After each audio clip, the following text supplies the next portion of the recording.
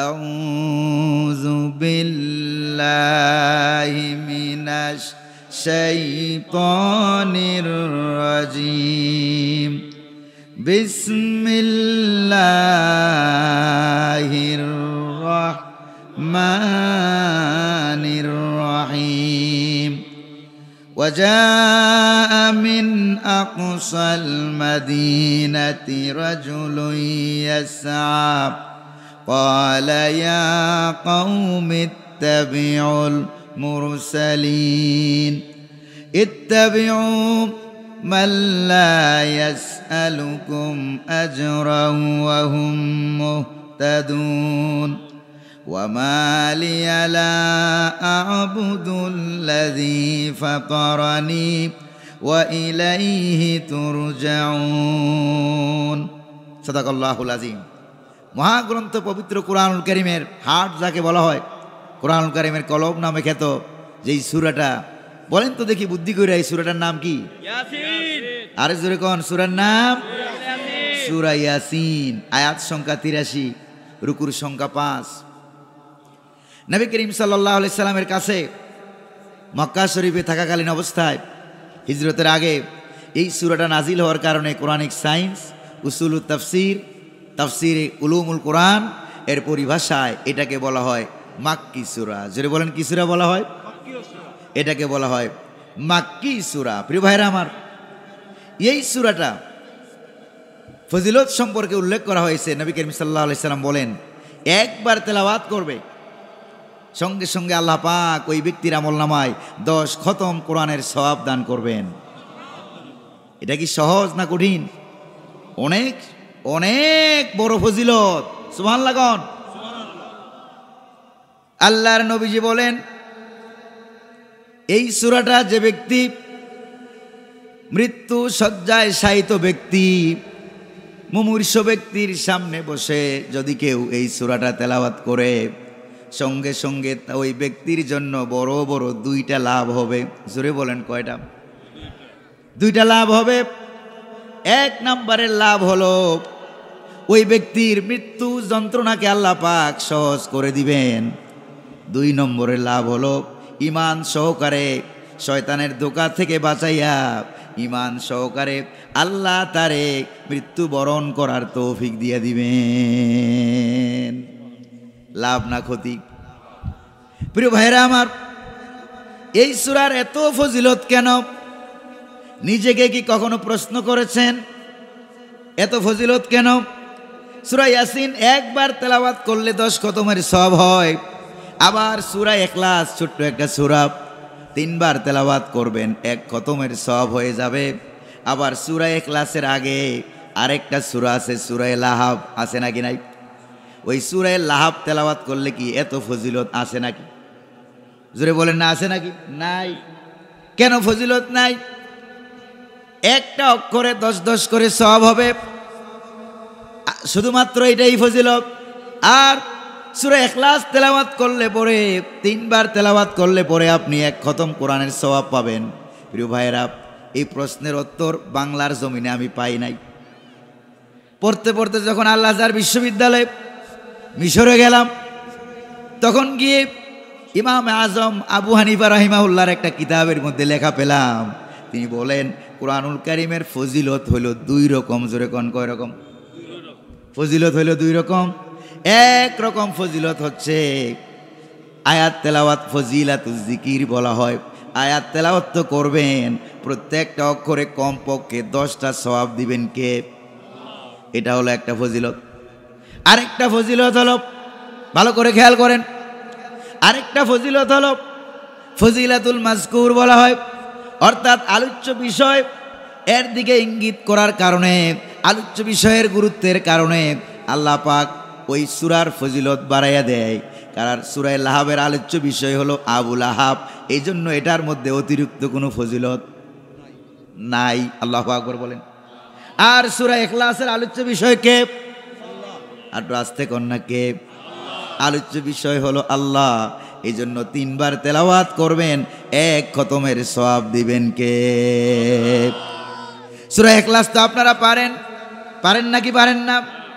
ছোট্ট একটা সূরা, আমার সঙ্গে একটু তেলাওয়াত করেন, কুল হুয়াল্লাহু আহাদ আল্লাহুস সামাদ লাম ইয়ালিদ ওয়া লাম ইউলাদ ওয়া লাম ইয়াকুল লাহু কুফুয়ান আহাদ। সুবহানাল্লাহ কোন। এত ফজিলত তার। হাদিস শরীফের ভিতরে এসেছে একজন সাহাবী প্রত্যেক নামাজের প্রতি রাকাতে অন্যান্য কেরাতের সঙ্গে সূরা ইখলাসকে যুক্ত করে দিতেন। এই ঘটনা যখন হুজুরের কানে এলো, আল্লাহর নবী ওই সাহাবীকে ডাকলেন, ডেকে বললেন, সাহাবী, প্রত্যেক রাকাতে অন্য কেরাতের সঙ্গে তুমি নাকি সূরা ইখলাস পড়ো, কেন তুমি পড়ো, কারণটা কি? এবার ওই সাহাবী বললেন যে, ইয়া রাসূলুল্লাহ, ইয়া হাবিবাল্লাহ, এই সূরাটা উহিব্বুকা, এই সূরাটাকে আমি এত ভালোবাসি, ভালোবাসার কারণে এই সূরাটা আমি তেলাওয়াত করি। নবীজি বললেন, সাহাবী, সত্যিই তুমি ভালোবাসো নাকি? ইয়া রাসূলুল্লাহ, এই সূরার প্রতি ভালোবাসা আমি আপনারে বলে শেষ করতে পারবো না। নবীজি বলেন, শোনো রে সাহাবী, এই সূরাকে যদি তুমি ভালোবেসে থাকো, আমার কাছ থেকে আরেকটা শুভ সংবাদ নিয়ে নাও। মুহাব্বাতুকা লিহাজি সূরা তাসিলু বিকা ইলাল জান্নাহ। এই সূরার প্রতি ভালোবাসার মুহাব্বত এর কারণে এই সূরার ভালোবাসাটা কিয়ামতের দিন তোমারে টেনে টেনে আল্লাহ রাব্বুল আলামিনের জান্নাত পর্যন্ত পৌঁছাইয়া দিবে। প্রিয় ভাইরা আমার, তাহলে আলোচ্য বিষয়ের কারণে ফজিলত বাড়ে না কমে? আবার আয়াতুল কুরসির দিকে তাকান, ফজিলত আছে নাকি নাই? আয়াতুল কুরসির আলোচ্য বিষয় যিনি, তিনি কে? আরো জোরে বলেন না, তিনি কে? তিনি হলেন আল্লাহ। আয়াতুল কুরসি তো আমরা সকলেই পারি, সকলেই তো পড়ি। পড়েন আমার সাথে, আল্লাহু লা ইলাহা ইল্লা হুয়াল হাইয়ুল কাইয়্যুম লা তাখুযুহু সিনাতুন ওয়ালা নাওম। সুবহানাল্লাহ। আল্লাহ এক এবং একক, তিনি ছাড়া কোনো ইলাহ নাই, কোনো আইনদাতা নাই, কোনো বিধানদাতা নাই। কে ছাড়া? তিনি কখনো ঘুমান না। তিনি কি ঘুমান? আল্লাহ যে ঘুমান না, এটা কি আপনারা টের পান না? পান না কি পান না? আল্লাহ যদি ঘুমাইয়া থাকতেন, তাহলে এই বৈষম্য বিরোধী ছাত্র আন্দোলনের ছাত্রদেরকে মেরে মেরে সবগুলিকে খুন করে ঘুম করে জালেমরা ক্ষমতা ধরে রাখতো। জোরে কোন ঠিক কিনা? তাহলে বৈষম্য বিরোধী ছাত্র আন্দোলন 2024 সালের এই মারাত্মক আন্দোলন প্রমাণ করে আল্লাহ আছেন এবং তিনি সজাগ। বাংলার জমিনের প্রতিও আমার আল্লাহর দৃষ্টি আছে নাকি নাই? জোরে কোন না, আছে কিনা? মুসা আলাইহিস সালাম বলছিলেন, ওই তুর পাহাড়ের উপরে মিশরের রাজধানী কায়রো শহর, সেই কায়রো শহর থেকে 600 কিলোমিটার উত্তরে তুর পাহাড়। 3 বার গেলাম, 2 বার উপরে উঠছি, আরেকবার শরীরে জ্বর ছিল, অসুস্থ ছিলাম, উপরে উঠতে পারি নাই, নিচে বাসের মধ্যে ঘুমাইয়াছিলাম। সেখানে উঠতে সময় লাগে 3 ঘন্টা। কয় ঘন্টা লাগে? 9 কিলোমিটার রাস্তা হাইটে হাইটে ঘুরে ঘুরে উপরে উঠতে হয়। উঠলাম উপরে, উঠতে উঠতে দেখলাম ফজরের ওয়াক্ত তখনও হয় নাই। সেখানে অনেক মানুষ তাহাজ্জুদ নামাজ পড়তেছে। তাহাজ্জুদের নামাজ আদায় করলাম। পাশেই তুর পাহাড়ের উপরে ছোট্ট একটা মসজিদ, তার পাশেই আছে আরেকটা গির্জা। সেই মসজিদে নামাজ পড়া যায়, কিন্তু উজুর পানি অনেক সংকট, উজু করার মতো কোনো পানি সেখানে পাওয়া যায় না। আমরা নিজেদের পিঠে করে পানি বহন করে উপরে উঠছিলাম। সেই পানি দিয়ে আমরা কোনো রকম একটু উজু করলাম। ফজরে আজান দেওয়া হলো, সেই মসজিদে আমি নিজে ইমামতি করলাম। আলহামদুলিল্লাহ। কোন আমার জীবনে 3 পাহাড়ের মাথায় আমি ইমামতি করছি। কয় পাহাড়ের মাথায়? 1 নম্বরে তুর পাহাড়ের মাথায়, 2 নম্বরে হলো যেই পাহাড়ের উপরে কোরআনুল কারীম নাজিল হয়েছিল, জাবালে নূর, হেরা পর্বতের গুহার সামনে দাঁড়িয়ে সালাতুল মাগরিবের নামাজের ইমামতি করেছিলাম। 3 নম্বরে হলো গারে সৌর, সৌর পর্বত, যেই পর্বতে হিজরতের রাত্রিতে নবী মুহাম্মদুর রাসূলুল্লাহ সাল্লাল্লাহু আলাইহি ওয়াসাল্লাম প্রিয়তম সাহাবী হযরত সিদ্দিক আকবরকে নিয়ে যেই পাহাড়ের গুহায় আশ্রয় গ্রহণ করেছিলেন, সেখানে এশার নামাজের ইমামতি করেছিলাম। আলহামদুলিল্লাহ। প্রিয় ভাইরা আমার, মসজিদ থেকে বের হয়ে দেখি তুর পাহাড়ের মসজিদের সামনে ছোট্ট একটা গর্তের মতো দেখা যায়। এই গর্ত জিজ্ঞেস করলাম, ভাইরা এই গর্তটা কিসের? কই যে এই গর্তের ভিতরে বসে, এই গর্তটা আমার কোমর সমান হবে, বেশি লম্বা গর্তও না।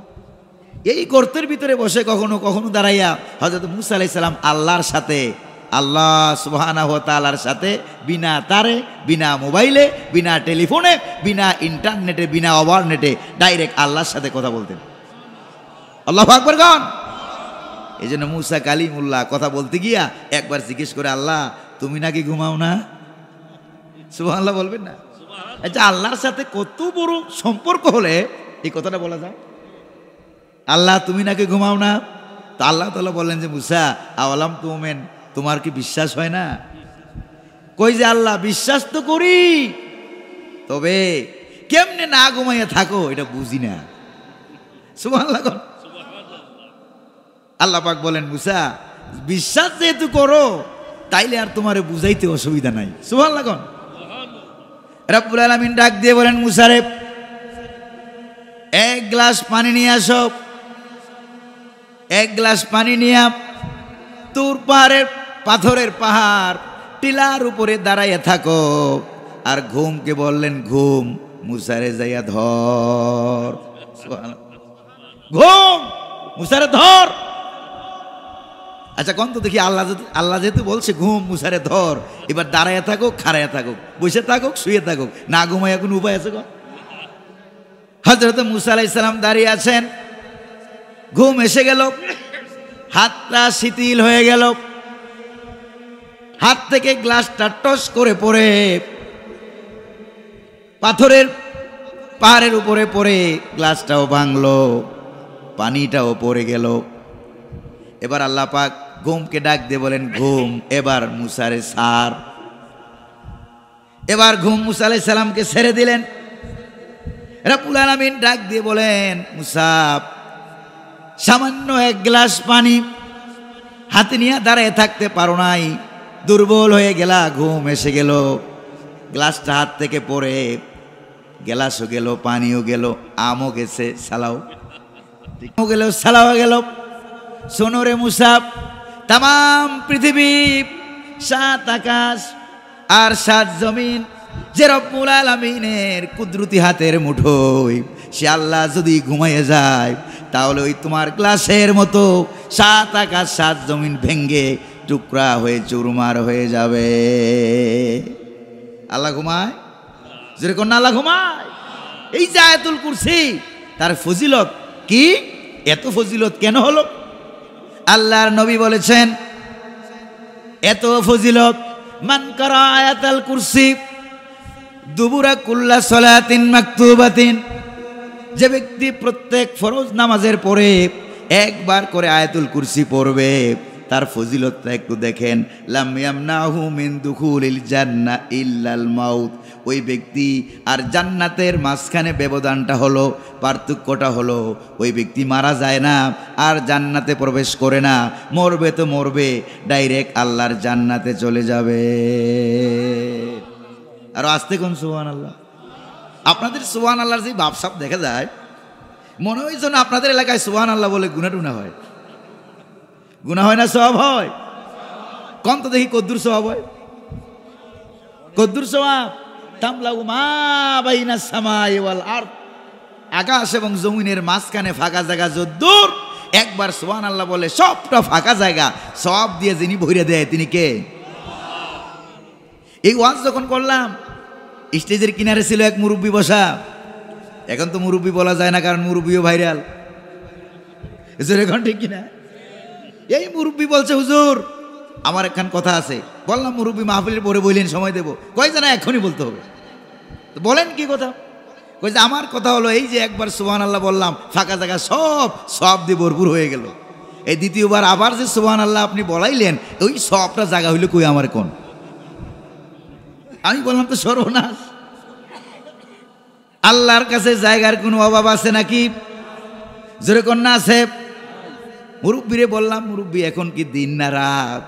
কই তো এখন তো রাত। আমি বললাম, এবার আপনি আমার কথার জবাব দেন, এবার আপনি আমার কথার জবাব দেন, দিন গেল কই? যেখানেই দিন সেখানেই রাত। জোরে কোন ঠিক কিনা? যেখানেই দিন সেখানেই রাত। আল্লাহর কাছে জায়গার কোনো অভাব নাই। এবার আল্লাহরে প্রশ্ন করে, আল্লাহ তোমার কাছে জায়গার কোনো অভাব আছে নাকি? দেখেন আল্লাহ পাক আপনার আমার প্রশ্ন করার আগেই কি জবাব দিয়ে রেখেছেন। রব্বুল আলামিন সোয়ালে মুকাদ্দারের জবাব দিয়েছেন। প্রশ্ন করার আগেই রব্বুল আলামিন জবাব দিয়ে রেখেছেন, ওয়াস-সামাআ বানাইনাহা বিআইদি ওয়া ইন্না লামুসিউন। সুবহানাল্লাহ বলবেন না? আল্লাহ পাক বলেন, আকাশ আমি আমার নিজ কুদরতি হাত দিয়া বানিয়েছি এবং এটাকে প্রতিটা মুহূর্তে আমি আল্লাহ বড় করতেছি। সুবহানাল্লাহ কোন না? আপনার বিজ্ঞানীরা অজ্ঞান হয়ে গেছে। 400 বছর আগে বিজ্ঞানীরা আমেরিকা আবিষ্কার করেছে। বিজ্ঞানীরা, প্রিয় ভাইরা আমার, কিছু কাল পূর্বে তারা মোবাইল আবিষ্কার করেছে, মাইক আবিষ্কার করেছে। এবার আপনারা বলেন, বিজ্ঞানীরা কি আসমান আকাশকে আবিষ্কার করতে পারছে নাকি? জোরে কোন না পেরেছে? বিজ্ঞান এই পর্যন্ত আকাশ আবিষ্কার করতে, আকাশ আছে নাকি নাই এটা বলার যোগ্যতা বিজ্ঞানীদের নাই। আল্লাহু আকবার। কিন্তু কোরআনে আসমানের কথা আছে নাকি নাই? আছে নাকি নাই? আল্লাহরে জিজ্ঞেস করেন, আল্লাহ আকাশ আছে নাকি নাই? আপনার প্রশ্ন করার আগেই রব্বুল আলামিন জবাব দিয়ে রেখেছেন, ইন্না যায়্যানাস সামাআদ দুনিয়া বিজিনাতিনিল কাওয়াকিব। এই দুনিয়ার আকাশ খানিকে তারকা প্রদীপ দিয়া সাজাইয়া রেখেছি মনের মতো, দেখো তোমরা তাকাইয়া। সুবহানাল্লাহ কইবেন না? এই দুনিয়ার একটা আকাশের কথা বললেন, বিজ্ঞানীরা একটা আসমানের কথাও আমাদেরকে এই পর্যন্ত আবিষ্কার করতে পারে নাই, বলতে পারে নাই। কারণ হলো আকাশের যা দূরত্ব, বিজ্ঞানীদের 14 গোষ্ঠী মিলেও ওই দূরত্বের এক কদম ভ্রমণ করার ক্ষমতা নাই। আল্লাহু আকবার বলেন। এবার আকাশ শুধু একটা নাম, 7 আকাশের কথা রব্বুল আলামিন বলেছেন। এবার দেখেন সূরা মুলুকে কি বলা হলো, আল্লাযী খালাকা সাবআ সামাওয়াতিন তিবাকা মা তারা ফি খালকির রহমানি মিন তাফাউত ফারজি'ল বাসারা হাল তারা মিন ফুতুর। স্রষ্টা তিনি সপ্ত আকাশ রচিলেন থরে থরে, কোনো ত্রুটি হেরিবে না তার পূর্ণ সৃজন পড়ে। চাও তুমি তার সৃষ্টি পানে, দেখো কিছু ভুল চুক, ফিরাও তোমার নয়নখানি, ফিরাও তোমার মুখ। অক্ষমহীন দৃষ্টি তোমার সৃষ্টিতে পাবে ফাঁকি, ফিরাও তোমার নয়নখানি, ফিরাও তোমার কাঙ্গাল আখি। আল্লাহ বলেন আকাশ কয়টা? 7টা আকাশের কথা আল্লাহ বললেন। তাকাও আমার সৃষ্টির দিকে, কোনো ভুল ত্রুটি আছে কিনা? আছে কোনো ভুল? চোখ যে জায়গায় লাগানোর দরকার ছিল ওই জায়গায় আছে, নাক যেখানে দেওয়ার দরকার ছিল ওখানে আছে নাকি নাই? কানের জায়গায় কান, হাঁটুর জায়গায় হাঁটু, আঙ্গুলের জায়গায় আঙ্গুল, গাছের জায়গায় গাছ। প্রিয় ভাইয়েরা, আসমানের জায়গায় আসমান, জমিনের জায়গায় জমিন। এত সুন্দর করে যে যিনি সৃষ্টি করলেন, চুলের জায়গায় চুল, নখের জায়গায় নখ। কিন্তু ভাইয়েরা আমার, দুঃখের বিষয় হলো যে আল্লাহ এত কিছু সৃষ্টি করলেন, ওই মানুষগুলি ওই আল্লাহর আইন মানতে রাজি না। জোরে বলেন ঠিক কিনা? যদি আল্লাহর আইন মানত, তাহলে যে সকল আলেমরা আল্লাহর আইনের কথা বলে, কোরআনের কথা বলে, শহীদ আল্লামা দেলোয়ার হোসেন সাইদি রহমতুল্লাহ আলাইকে 13টা বছর জেলখানায় আটকাইয়া রাখতো না। জোরে কোন ঠিক কিনা? আটকাইয়া রাখলা কয় বছর? জোরে কোন কত বছর? কি অপরাধ করেছে সে? বিনা অপরাধে আটকাইয়া একাধারে 46 দিন তোমরা তাকে রিমান্ড দিয়েছ। 13 বছর জেলখানায় আটকে রেখেছ।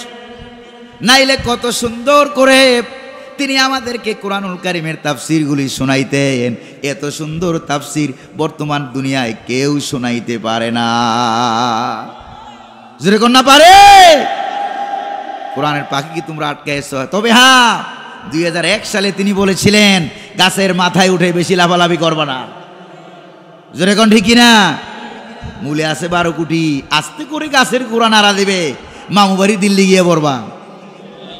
কলকাতার কথা বলেন নাই, আসামের কথা বলেন নাই, ত্রিপুরার কথা বলেন নাই, পাকিস্তানের কথা বলেন নাই, ইউরোপের কথা বলেন নাই, আমেরিকার কথা বলেন নাই। 24 বছর আগে বলেছিলেন মামু বাড়ি দিল্লি গিয়া পড়বা, বাংলার জমিনে জায়গা হবে না।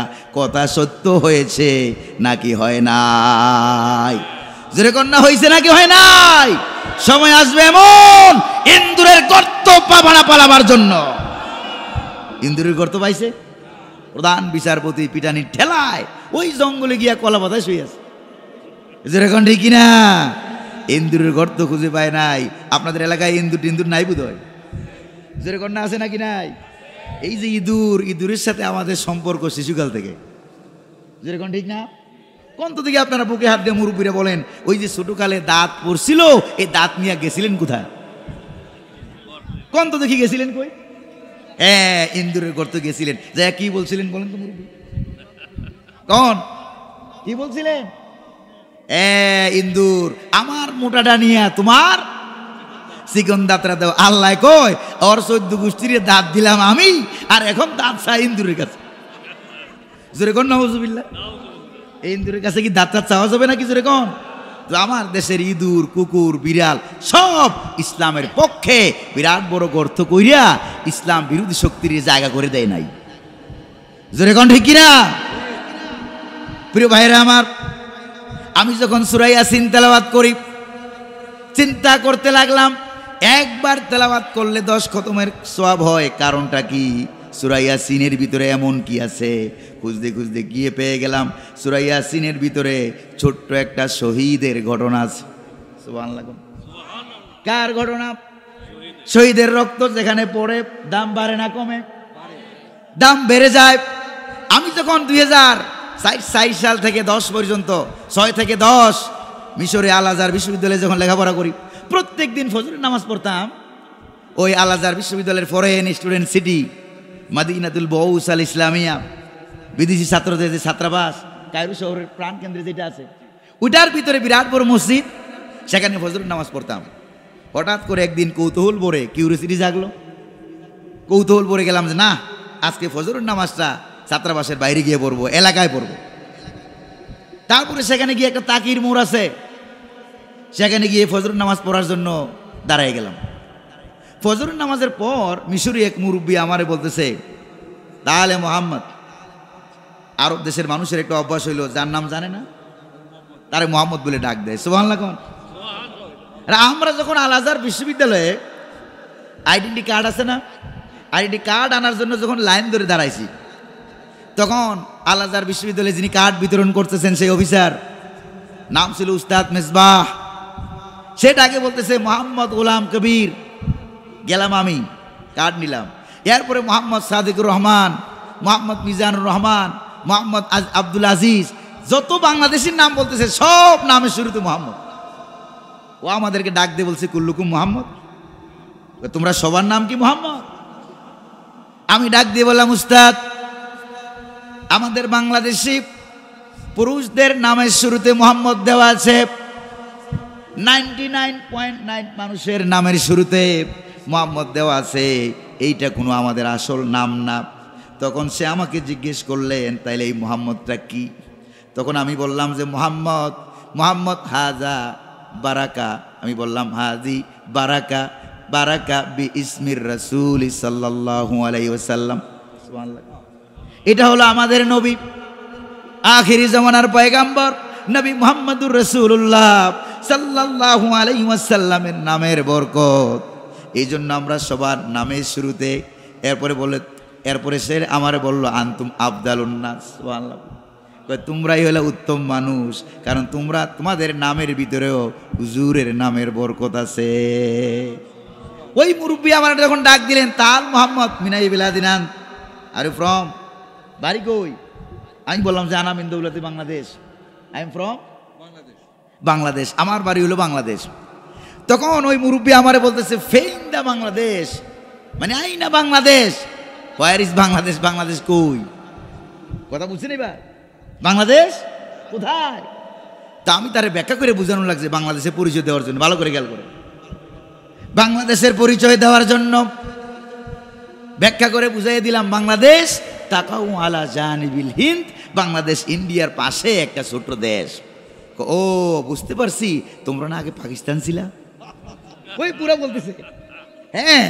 তখন আমি বললাম যে হ্যাঁ, আমরা তো আগে পূর্ব পাকিস্তান ছিলাম, ঠিক, সেখান থেকে আমরা স্বাধীন করে কি হয়ে গেছি, বাংলাদেশ হয়ে গেছি। এখন আগে বাংলাদেশকে সারা পৃথিবীর বিভিন্ন দেশের মানুষের কাছে পরিচয় করে ব্যাখ্যা করে বোঝানো লাগতো বাংলাদেশ কোন জায়গায়। কিন্তু বৈষম্য বিরোধী ছাত্র আন্দোলনের রক্ত যখন থেকে বাংলার জমিনে পড়েছে তখন থেকে আর গোটা পৃথিবীতে বাংলাদেশের ব্যাখ্যা করে বোঝানো লাগে না। আল্লাহু আকবার গান। তখন সবাই বুঝে, কয় বাংলাদেশ চিনো না? কয় বাংলাদেশ হচ্ছে ওই দেশ যাদের ছাত্র সমাজ আন্দোলন করে 16-17 বছরের দীর্ঘস্থায়ী ক্ষমতায় থাকা সরকারকে যারা উৎখাত করে বাংলাদেশকে স্বৈরাচার মুক্ত করে, ওই ছাত্র সমাজের আন্দোলনের দেশের নাম হলো বাংলাদেশ। আল্লাহু আকবার গান। এরপরে এই আন্দোলন থেকে শিক্ষা গ্রহণ করলো সিরিয়া। দেখেন না আপনারা কি হয়েছে? সিরিয়া একটা ফেরাউন ছিল, নাম ছিল বাশার। নাম কি? ওইটারও তারা এই আন্দোলন থেকে শিক্ষা গ্রহণ করে তারা কি করেছে জানেন? তারা বাশার আল আসাদকে দেশ থেকে তাড়াইছে। তারাইয়া তার আজ্ঞাবাহী তল্পিবাহী যারা ছিল, হাজার হাজার লক্ষ লক্ষ মানুষকে যারা মেরেছে, খুন করেছে, গুম করেছে, আয়নাঘর বানিয়েছিল, তাদেরকে ধরে ধরে মোবাইল কোডের মাধ্যমে বিচার করে সবগুলির কল্লা ফেলাইছে। আল্লাহু আকবার কোন। এই জন্য সিরিয়া দেশ এখন ঠান্ডা, কেকু করার মতো কোন লোক। আল্লাহু আকবার কোন। এবার বুঝেন আমি আর আপনি ভুল করছি কোন জায়গায়। কথা ক্লিয়ার? কথা কি ক্লিয়ার? প্রিয় ভাইরা আমার, এই ছোট্ট একটা শহীদের ঘটনার কারণে আমার কাছে মনে হলো একবার সূরা ইয়াসিন তেলাওয়াত করলে সঙ্গে সঙ্গে আপনার আমল নামায় 10 খতমের সওয়াব হয়ে যায়। এই ছোট্ট ঘটনাটা আমি একেবারেই সংক্ষেপে ফজিলত আলোচনা করলাম। ছোট্ট ঘটনাটা সংক্ষেপে একেবারেই সংক্ষেপে বলে দেব। রাজি আছেন নাকি নাই? জোরে কন্যা রাজি আছেন নাকি নাই? ঘটনাটা কি? মুহাম্মদুর রাসূলুল্লাহর কাছে, সাহাবায়ে কেরামের কাছে এই শহীদের ঘটনা আলোচনা করে আল্লাহ পাক সান্ত্বনা দিয়া দিলেন, আবু জাহেল মারে মারুক, আপনারা মায়ের খান, শহীদ হন, জান্নাতে চলে যান। শহীদের রক্ত কথা বলবে, এই দিন দিন না আরো দিন আছে নাকি নাই? এমন একটা সময় আসবে আবু জাহেল দুনিয়ায় থাকতে পারবে না। ছোট্ট বাচ্চা লাগাইয়া আল্লাহ আবু জাহেলকে দুনিয়া থেকে বিদায় করে দিয়েছেন। জোরে কোন ঠিক কিনা? এরকম বাচ্চাদের আন্দোলনের কারণে আল্লাহ পাক বাংলার জমিন থেকেও লেডিস ফেরাউন বিদায় করছেন। জোরে কোন ঠিক কিনা? তাহলে আল্লাহ আছে নাকি নাই? ঈসা আলাইহিস সালামের সদর দপ্তর ছিল ফিলিস্তিনে, সেখান থেকে তিনি 2 জন রাসূল পাঠাইছিলেন। কয়জন না কয়জন? 2 জন রাসূল তিনি পাঠাইয়া দিলেন, তোমরা সিরিয়াতে যাও। সিরিয়ার আর তুরস্ক সীমান্ত এলাকায় একটা জায়গা আছে, জায়গাটার নাম হলো অ্যান্তাকিয়া শহর। নাম কি জোরে কোন? আছে না তাফসিরে? আছে না হাদিসে? এই অ্যান্তাকিয়া একটা শহর। এই শহরে হযরত ঈসা আলাইহিস সালাম 2 জন রাসূল পাঠাইয়া দিলেন, তোমরা যাও। সেখানে সব কাফের, সরকারও কাফের, মন্ত্রী, প্রধানমন্ত্রী, এমপি, 14 গোষ্ঠী যা আছে সব কি? সব কাফের বেদিন। তাদেরকে যাই একটু কালেমার দাওয়াতটা দেও। এই 2 জন নবী, ভালো করে মনে রাখেন কিন্তু, নবী ছিল কয়জন? এই 2 জন নবী। ছোট্ট ঘটনা, খুব মজা পাবেন। 2 জন নবী অ্যান্টাকিয়া শহরে ঢুকতেছে।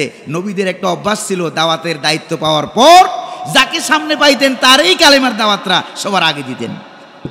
সুবহানাল্লাহ বলবেন না? চাই সে ধনী হোক, চাই সে গরিব হোক, তবে ইতিহাস কথা কয়, ইতিহাস বলে নবীদের সর্বপ্রথম দাওয়াতরা 99% সময়ে ধনীরা পায় নাই, পেয়েছিল গরিবেরা। জোরে কোন সুবহানাল্লাহ।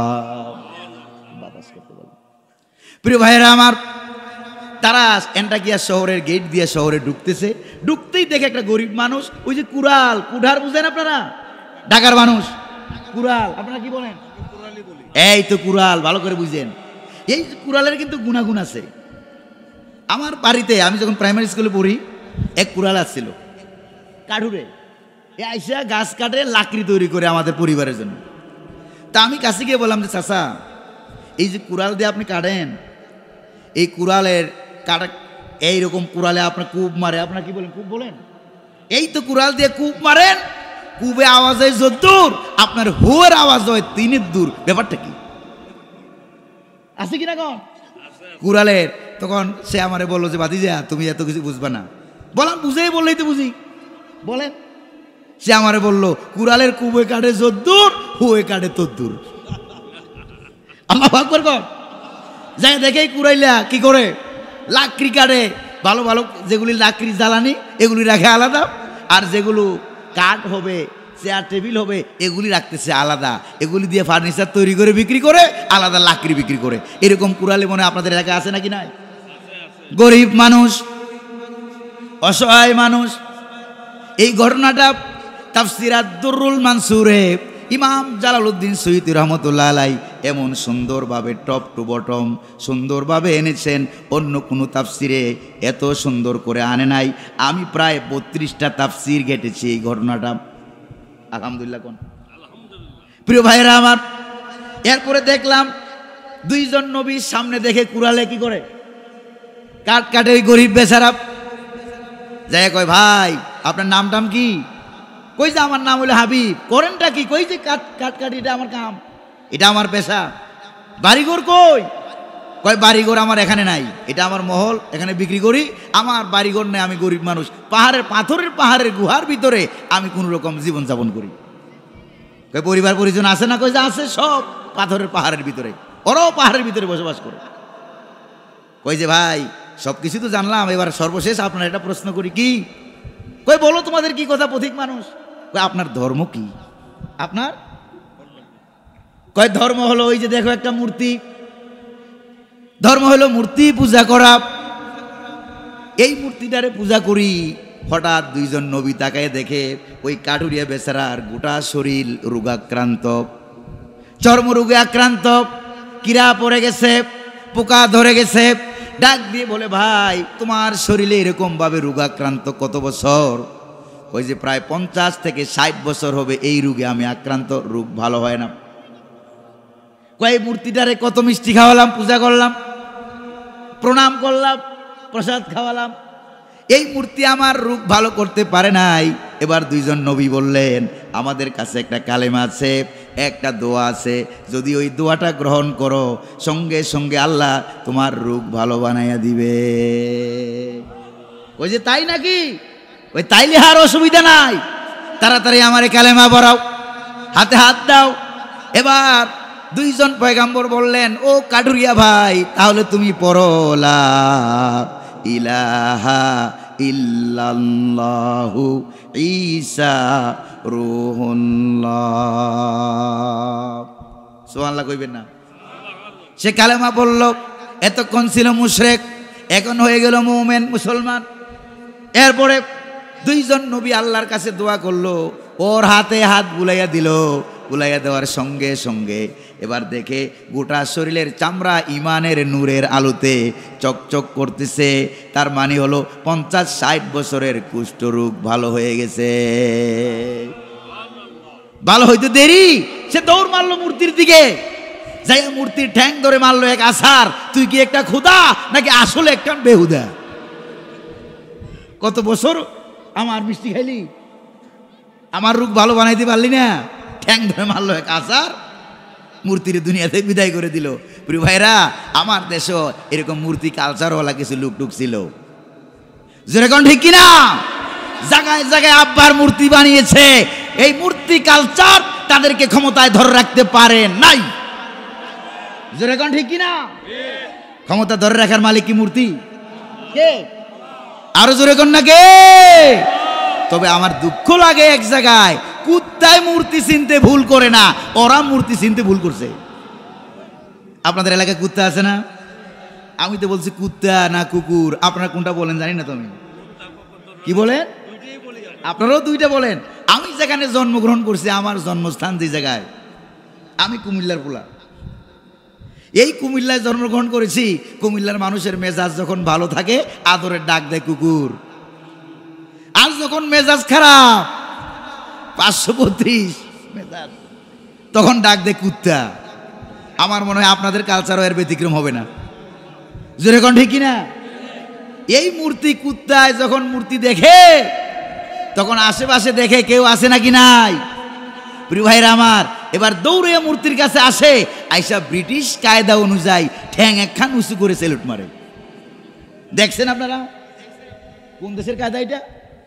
ব্রিটিশ কায়দা অনুযায়ী ঠ্যাং একটা উঁচু করে সেলুট মারে, আর মাঝখান দিয়া আর একটা সেলু মেশিন স্টার্ট করে দেয়। যেরকম ঠিক কিনা? নবী করিম সাল্লাল্লাহু আলাইহি সাল্লামের কাছে এক যুবক ভাঙ্গা একটা মূর্তি নিয়ে আসেন, হাদিসে ভাঙ্গা মূর্তি নিয়ে হাজির হয়ে গেছে। হুজুর বলেন, মিয়া এই আমার জীবনে সব তো ভালো মূর্তি দেখলাম, তোমার মূর্তিটা ভাঙ্গা কেন? যুবক কই যে, ইয়া রাসূলুল্লাহ, এটা ছিল আমার খোদা। ছিল মানে খোদা আগে ছিল, এখন নাই? কই যে না, এখন নাই। ঘটনা কি? ঘটনা হইলে এই খোদাটারে আমি সব সময় সাথে রাখি, না জানি কোন সময় কোন কোন বিপদে আমি পড়ি। তো প্রতিমধ্যে হঠাৎ রাস্তায় চলতে গিয়া আমার প্রকৃতির ডাক এলো, বাথরুমে ওয়াশরুমে যাওয়ার প্রয়োজন হলো। মনে মনে ভাবলাম, এমন জায়গায় তো খোদাকে নিয়ে যাওয়া মোটেও উচিত হবে না, নাপাক জায়গা, খোদারে নিয়ে যাই কেন? খোদাকে রাস্তার কিনারে রেখে গেলাম কাম সারতে। কাম সেরে এসে দেখি আমার কামও সারা, খোদার কামও সারা। সর্বনাশ! খোদার কাম সারা, খোদার একবারে মাথা থেকে ঠ্যাং পর্যন্ত পুরা শরীর ভিজা। তো খোদার শরীর ভিজা, অবশ্যই কোনো বরকত রহমতের পানি টানি হবে। খোদার মাথায় হাত দিয়া, হাতে পানি লাগাইয়া জিহ্বায় দিয়ে চাটতে লাগলাম, খাইতে লাগলাম। মুখে দিয়ে দেখি এত দুর্গন্ধ আর ঝাঁঝালু ব্যাপার। বড় রহমত বরকতের পানি যদি হয়, এরকম দুর্গন্ধ হবে কেন? তারপরে সন্দেহ জাগলো, এদিক সেদিক তাকাইলাম, তাকাইয়া দেখি একটা মিস্টার কুকুর হেঁটে যায়, তার নিচ থেকে টপ টপ করে পড়তেছে। এবার ইয়া রাসূলুল্লাহ, আমার বুঝে আসলো কোন বরকতের পানি এটা। মেজাজটা খারাপ হয়ে গেল।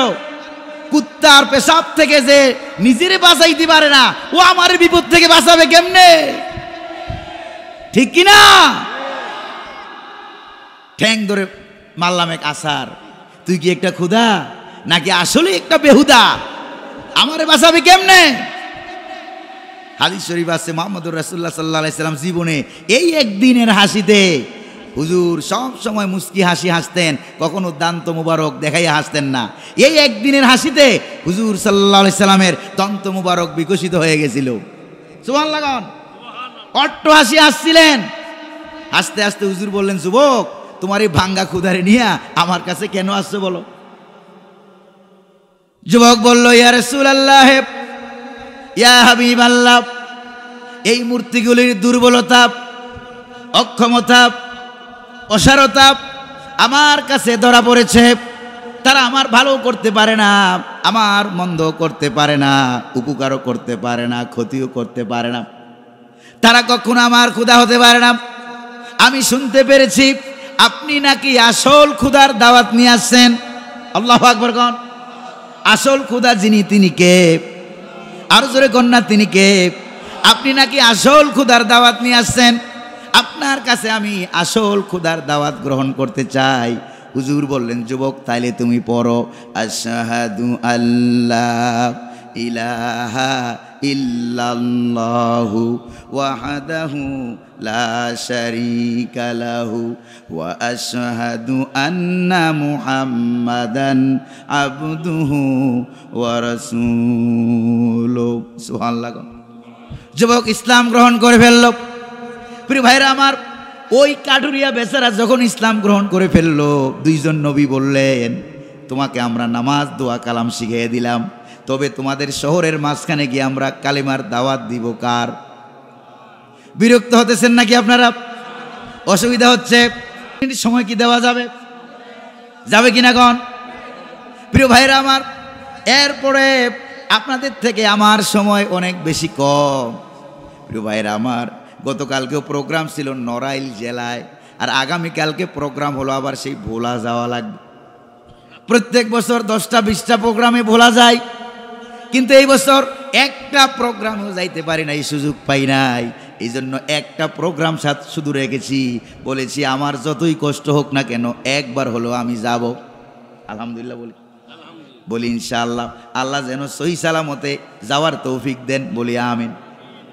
প্রিয় ভাইয়েরা আমার, কই তোমার দেশের মাঝামাঝি গিয়ে কালেমার দাওয়াত দেব? তোমার দেশের প্রধানমন্ত্রী, প্রেসিডেন্ট, এমপি, মেম্বার, চেয়ারম্যান যা আছে 14 গোষ্ঠী কাফের, তারা যদি কালেমা গ্রহণ করে তাইলে তো ভালো। আর কালেমা গ্রহণ না করে আমাদেরকে যদি আটকে দেয়, রিমান্ড দেয়, মারধর করে, গালিগাল করে, মৌলবাদী বলে, আর বর্তমান যুগে হইলে বলতো রাজাকার। যেরকম ঠিক কিনা? এগুলি মানুষে এখন আর খায় দেয় না। এক রাজাকার শব্দে সব শেষ। আরেকবারের মিস করলে 32 শেষ। এরপরে আবার মিস কল দিবা 33, 34, 35, 36, 100 পর্যন্ত শেষ হবে, আছে, শেষ হয়ে যেতে পারে। আল্লাহর দোয়াই লাগে আর মিস কল টিসকল দিও না। যেরকম ঠিক কিনা? আর যা দিছো বাবুরে, আল্লাহর দোয়াই লাগে, ঠিক কিনা? কোন রাগ করতেছেন আপনারা, বুঝছি আমি। প্রিয় ভাইরা আমার, শুনতেছেন তো নাকি না? এরপরে দেখেন কি ঘটনাটা ঘটলো। এরপরে কয় আচ্ছা ঠিক আছে, যদি শুনতে পাই আপনাদের সঙ্গে খারাপ ব্যবহার করছে, তখন কি করা লাগবে? কয় তখন আর তোমার চাকরি, ব্যবসা, বাণিজ্য, বাড়িঘর কিচ্ছু থাকতে পারবা না, সব ছেড়ে নবীদেরকে রক্ষা করার জন্য, জীবন দেওয়ার জন্য চলে আসবা। এবার আপনাদেরকে আমি প্রশ্ন করি, ওই কাঠুরিয়া বেচারা কয়জন? সুরে কন্যা কয়জন? একজনকে 2 জন নবী কি দায়িত্ব দিল? আল্লাহু আকবার বলেন। কলিজাটা তার কত বড়। এবার 2 জন নবী যখন গিয়ে ওখানে দাওয়াত দিতে লাগলেন, কালিমার দাওয়াত দিতে লাগলেন, সে এলাকার মানুষেরা বলল তোমরা নবী না। কি না? তোমরা নবী না। ফাকাজ্জাবুহুমা, তারা 2 জনকে মিথ্যা প্রতিপন্ন করলো, তোমরা মিথ্যুক। জোরে বলেন নাউজুবিল্লাহ। আল্লাহ রাব্বুল আলামিন বলেন ফাআজ্জাজনা বিসালিস, তখন আমি আল্লাহ আমার পক্ষ থেকে আরেকজন নবী পাঠাইয়া ওই 2 জনকে সাহায্য করার জন্য দিলাম। তাফসীরে দুরুল মানসুরের ভিতর আছে 3 নম্বরে যেই নবীটাকে পাঠানো হয়েছিল, ওই নবীটার নাম ছিল পুলিশ। নাম ছিল কি? নাম ছিল পুলিশ। তার মানে হলো এই পৃথিবীতে পুলিশ বাহিনীর আগমন ঘটেছে নবীদেরকে রক্ষা করার জন্য, ইসলামের পক্ষে কাজ করার জন্য। আল্লাহু আকবার কোন? উনি পুলিশ বাহিনী সদস্য ভাই যদি এখানে থাকেন, তাহলে মিলান, এই পৃথিবীর প্রথম পুলিশ, এই পৃথিবীর প্রথম পুলিশ আল্লাহ পাকের নবী ছিলেন। আল্লাহু আকবার কোন? আর এই পুলিশ বাহিনীকে তারা সন্ত্রাসী বাহিনীতে পরিণত করেছিল। যেরকম ঠিক কিনা? আহা, কত বড় আফসোস।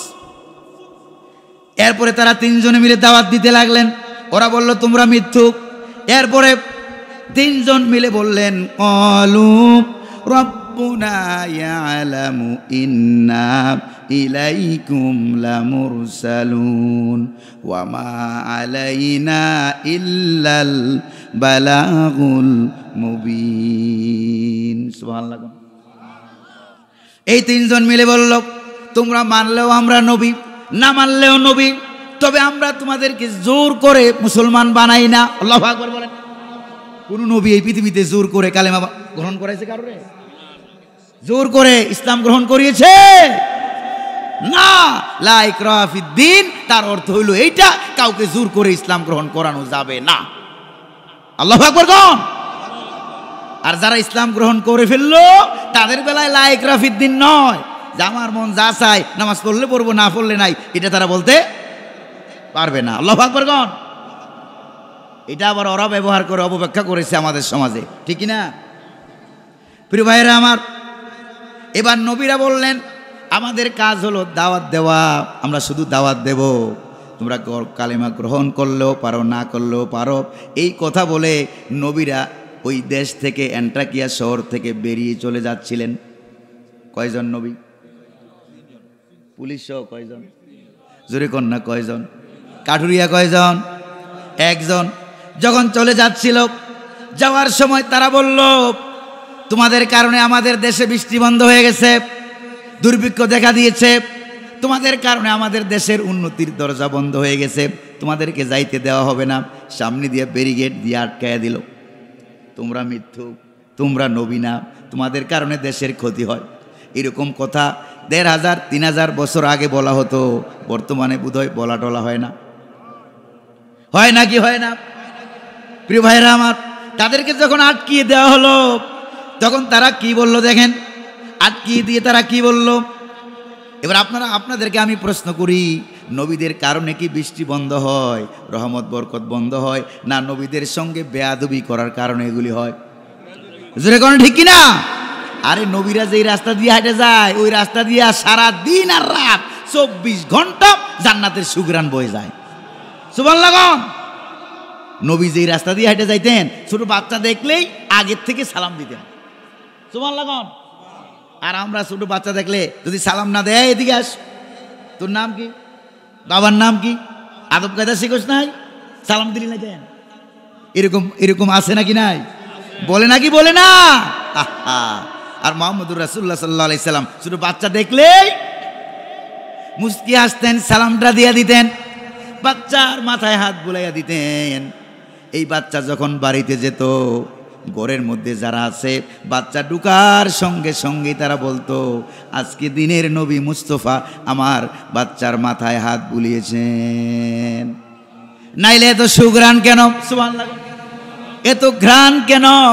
এই জন্য একজন কবি বলেছিলেন, শোনো গল্প বলি শোনো, গল্প বলি শোনো প্রিয় নবীজির, শ্রেষ্ঠ মানুষ যিনি এই ধরনীর। সুবহানাল্লাহ। পড়েন না, গল্প বলি শোনো প্রিয় নবীজির, শ্রেষ্ঠ মানুষ যিনি এই ধরনীর। ছোটদের দেখে তিনি মিষ্টি হেসে সালাম দিতেন আগে ভালোবেসে। সুবহানাল্লাহ। ছোটদের দেখে তিনি মিষ্টি হেসে সালাম দিতেন আগে ভালোবেসে। চোখ দুটো ছিল তার শান্তির নীর, পরের ব্যথাতে তিনি সদাই অধীর। সুবহানাল্লাহ। দেখছেন মুহাম্মদুর রাসূলুল্লাহ কিরম ছিলেন? সুবহানাল্লাহ। আর ওরা কয় নবীরা নাকি কুলক্ষণ। আর বেটা তোদের ১৪ গোষ্ঠী কুলক্ষণ। যেরকম ঠিক কিনা? আল্লাহ নবীরা রহমত বরকত মোরা গাছের নিচ দিয়ে হাইটে যায়, মোরা গাছে ফুল ধরে, মোরা গাছ দিয়ে ফল পড়ে। সুবহানাল্লাহ কইবেন না? আছে কিনা হাদিসে? প্রিয় ভাইরা আমার, এরপরে নবীদেরকে আটকাইয়া দিয়ে তারা কি কয় দেখেন, ক্বালু ইন্না তাতায়্যারনা বিকুম লা ইল্লাম তানতাহু লানারজুমান্নাকুম ওয়া লা ইয়ামাসসান্নাকুম মিন্না আযাবুন আলীম। নবীদেরকে আটকাইয়া দিয়ে বলা হলো, তোমাদেরকে রিমান্ড দেব, শাস্তি দেওয়া হবে, কালেমার দাওয়াত বন্ধ করো, তোমাদেরকে কঠিনভাবে পাথর মেরে মেরে হত্যা করে ফেলবো। জোরে কোন নাউজুবিল্লাহ। এই কথাগুলি যখন নবীদেরকে বলা হলো, ইন্না তাতায়্যারনা বিকুম, তোমরা বড় কুলক্ষণ। জোরে কোন নাউজুবিল্লাহ। নবীরা কুলক্ষণ না কাফেররা কুলক্ষণ? কুলক্ষণ কারা? কাফেররা, মুনাফিকরা, ইসলাম বিরোধী অপশক্তিরা। জোরে কোন ঠিক কিনা? ওরা বড় কুলক্ষণ, যাদের কারণে দেশ ব্যাংক উজাড় হয়ে যায়। জোরে কোন ঠিক কিনা? প্রিয় ভাইরা আমার, রাগটা করতেছেন বোধহয় আপনারা। এই যে আস্তে আস্তে কিছু গল্প আপনাদেরকে কোরআনুল কারীম থেকে শোনাইতেছি, মনে রাখবেন তো ইনশাআল্লাহ? মনে থাকবে তো? আল্লাহ যেন আমল করার তৌফিক দান করে, বলি আমিন। প্রিয় ভাইরা আমার, এবার নবীরা জবাব দিলেন, ক্বালু তাইরুকুম মাকুম আইন যুকিরতুম বাল আনতুম কওমুম মুসরিফুন। আল্লাহু আকবার বলেন। নবীরা বললেন, আমরা কখনো কুলক্ষণ না, বরং তোমরা কাফের, তোমরাই হইলা আসল কুলক্ষণ। ঠিক কিনা? কারণ কাফেরদের কারণে দুনিয়াতে আযাব আর গজব আসে। আর ইমানদার, একটা ইমানদার যতক্ষণ পর্যন্ত দুনিয়াতে থাকবে ততক্ষণ পর্যন্ত পৃথিবী কিয়ামত হবে না। আল্লাহু আকবার কোন? তাহলে কাফেররা ভালো না ইমানদাররা ভালো? ইমানদাররা। জোরে কোন ঠিক না? আরে কাফের আমেরিকার প্রেসিডেন্ট হইলেও কোনো লাভ নাই।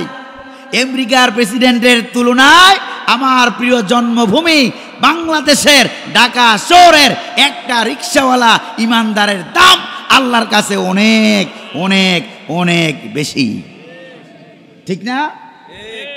কারণ প্রিয় ভাইরা আমার, কারণ ওদের ইমান আছে, তাদের কোনো ইমান টিমান। প্রিয় ভাইরা আমার, এরপরে তাদেরকে যখন, নবীদেরকে যখন এরকমভাবে ব্যারিকেড দিয়ে আটকাইয়ে দেওয়া হলো, এবার কি হলো জানেন? এবার এই খবর আল্লাহ পাক পাঠাইয়া দিলেন ওই কাঠুরিয়া বেচারার কাছে। আল্লাহু আকবার কোন। কাঠুরিয়া কয়জন? একজন। এবার দেখেন খেলাটা কেমনে জমে। কাঠুরিয়ার কাছে আল্লাহ খবর পাঠাইয়া দিলেন। এবার যেই নবীদের হাতে হাত দিয়ে কালেমা গ্রহণ করলো, 50-60 বছরের কুষ্ঠরোগ ভালো হয়ে গেল। ওই নবীদেরকে তার দেশের প্রধানমন্ত্রী, প্রেসিডেন্ট, কাফেররা মিলে মারতেছে। এবার এই খবর পাইয়া কি বেচারা ব্যবসা বাণিজ্য নিয়ে থাকবে? এমন জোরে দৌড় মারল, বিবি বাল বাচ্চার কথা ভুলে গেছে, ব্যবসা বাণিজ্যের কথা ভুলে গেছে। এমন জোরে দৌড় মেরেছে নবীদেরকে রক্ষা করার জন্য। শহরের এক প্রান্ত থেকে, উপকণ্ঠ থেকে শহরের মাঝখানে এক দৌড়ে চলে এসেছে। মনে হয় আপনাদের নবাবগঞ্জ থেকে এক দৌড়ে সদরঘাট যাওয়ার মতো। এমনভাবে দৌড় মেরেছে, গরিব মানুষ, কোনো যানবাহন, ঘোড়া গাধার ব্যবস্থাও তার নাই। এমন দৌড় মেরেছে, তার দৌড়টা আল্লাহ পাকের কাছে এত ভালো লেগেছে। ওই কাঠমিস্ত্রি কাঠুরিয়া বেচারার দৌড়ের কথা আল্লাহ কোরআনুল কারীমের সর্বোত্তম সূরা, ফজিলতপূর্ণ সূরা, সূরা ইয়াসিনের ভিতরে আল্লাহ উঠাইয়া দিলেন। সুবহানাল্লাহ। চিন্তা করতে পারেন ঘটনা। ধনী মানুষ না গরিব মানুষ? গরিব মানুষের ঘটনা আল্লাহ উঠাইয়া দিলেন। আল্লাহ পাক কি বললেন? ওয়াজা মিন আকসাল মাদিনাতি রাজুলুন ইয়াসআ ক্বালা ইয়া কওমি ইত্তাবিউল মুরসালিন। সুবহানাল্লাহ। এক দৌড়ে এসে, এক পাশে নবীরা ব্যারিকেড দেওয়া, আরেক পাশে কাফের বেদিন ইহুদি মুশরিকরা দাঁড়িয়ে আছে। এই দুই গ্রুপের সামনে এসে কাঠুরিয়া বেচারা গরিব মানুষ সামনে এসে দাঁড়ায় গেছে। এক দৌড়ে এসে নবীদের সামনে ডাইরেক্ট দাঁড়ায় গেছে। দাঁড়ায় কি বলে দেখেন? 3টা কথা বলছে। কয়টা? 3টা কথা বলছে। তার 3টা কথা আল্লাহ পাক কোরআনুল কারীমের আয়াত বানিয়ে নাজিল করেছেন। সহজ কথা মনে করেন। 1 নম্বরের কথা হলো ইত্তাবিউ মাল্লা ইয়া কওমি ইত্তাবিউল মুরসালিন। ও আমার জাতির লোকেরা, নবীদের কথা মানো। সুবহানাল্লাহ। অনুরোধ না অর্ডার, ডাইরেক্ট অর্ডার। নবীদের কথা মানো। কেন মানো? ইত্তাবিউ মাল্লা ইয়াসআলুকুম আজরাও ওয়া হুম মুহতাদুন। কারণ কোন নবী দাওয়াতের বিনিময়ে একটা পয়সাও দুনিয়ার কোনো মানুষের কাছে চায় না, বিনিময়ে চায় না। বিনিময় যার কাছে চায় তিনি কে? জোরে কন্যা, কার কাছে বিনিময়টা চায়? বিনিময় দেওয়ার মালিক কে? আর কেবলমাত্র একটু বক্তা হইছে, ঠিক কিনা? একটু বক্তা হইয়া আগের বছর আসছিল 30-40 হাজার 50 দিয়ে সেরে গেছে। এরপরের বছর যখন ফোন দিল, খন্দকার, কে আপনি? খন্দকার সাহেব। কই যে আমি চিনি মনে হয়, ঠিক কিনা? কই যে চিনি মনে হয়। কই যে আরে হুজুর, আপনি তো গত বছর আসছিলেন, আমার বাম পাশে বসিয়া অনেক সুন্দর কথা কইছিলেন। কই যে না, অত সুন্দর বুঝি না। 80,000-এর কমে এই বছর তেলের দাম বেশি, 80,000-এর কমে গাড়ির চাকা ঘুরে না। এরকম আল্লাহর ওলি বক্তা বাংলাদেশে আছে নাকি নাই? যেরকম না আছে নাকি নাই? আল্লাহ এগুলি থেকে দেশের মানুষের হেফাজত করুন। আর জোরে কোন আমিন, আর জোরে কোন আমিন। এগুলির বিরুদ্ধে আমরা কথা বলি। প্রিয় ভাইরা, টাকা কি আমরা চিনি না, বুঝি না? একজন মানুষের চলতে প্রতি রাত্রে কয় লক্ষ টাকা লাগে? যেরকম কয় লক্ষ টাকা লাগে? নবীরা দাওয়াতের বিনিময়ে কয় লক্ষ টাকা নিছে? আগে এই ফতুয়াটা দাও, এরপরে কন্টাক্ট করো। যেরকম ঠিক কিনা? 1 লক্ষ 2 লক্ষ 24 হাজার পয়গাম্বর, একজন নবীর জীবনে এরকম কন্টাক্ট আছে? যেরকম না আছে? মুহাম্মদুর রাসূলুল্লাহ সাল্লাল্লাহু আলাইহি ওয়াসাল্লামের জীবনে 1.25 লক্ষ সাহাবী রেখে তিনি দুনিয়া থেকে গেলেন। একজন সাহাবীর জীবনে এরকম কন্টাক্ট আছে নাকি? তাহলে ওরা এটা পাইলো কই? আল্লাহ হেদায়েত নসিব করুন, বলি আমিন। আমার জন্য দোয়া করবেন। এইরকম শয়তানের ওয়াসওয়াসা থেকে আল্লাহ যেন আমারও হেফাজত করে। আর জোরে কোন আমিন। প্রিয় ভাইরা আমার, এই কাটুরিয়া বেচারা দুইটা কথা বললেন। 3 নম্বরে বললেন, দেখেন 23 নম্বর পারার প্রথম লাইনটা কাটুরিয়া বেচারার 3 নম্বর কথা। আল্লাহু আকবার বলেন। এবার সে বলল, ওয়ামালিয়া লা আ'বুদুল্লাযী ফাতারানি ওয়া ইলাইহি তুরজাউন। আল্লাহু আকবার বলেন। আমার কি হলো, কেন আমি ওই আল্লাহরে মানব না? আল্লাযী ফাতারানি, অথচ তিনি আমাকে সৃষ্টি করেছেন, ওই আল্লাহর প্রতি আমি কেন ঈমান আনবো না? কাটুরিয়া কাঠমিস্ত্রি বেচারা এবার নিজেকে নিজে ওয়াজ করে, কিন্তু উদ্দেশ্য হলো গোটা জাতিকে বুঝানো, ঠিক কিনা? ওয়াজ করে নিজেরে, উদ্দেশ্য হলো গোটা জাতিরে বুঝায়, ঠিক কিনা? এবার এই কথা যখন বেচারা বলল, আশেপাশে কাফের বেদিন যারা ছিল, ঘটনা প্রায় শেষ। আশেপাশে কাফের বেদিন যারা ছিল তারা তো বুঝে ফেলাইছে সে তো আল্লাহর কথা কয়, এই ছেলে তো আল্লাহর দলের, ছেলে তো নবীর দলের।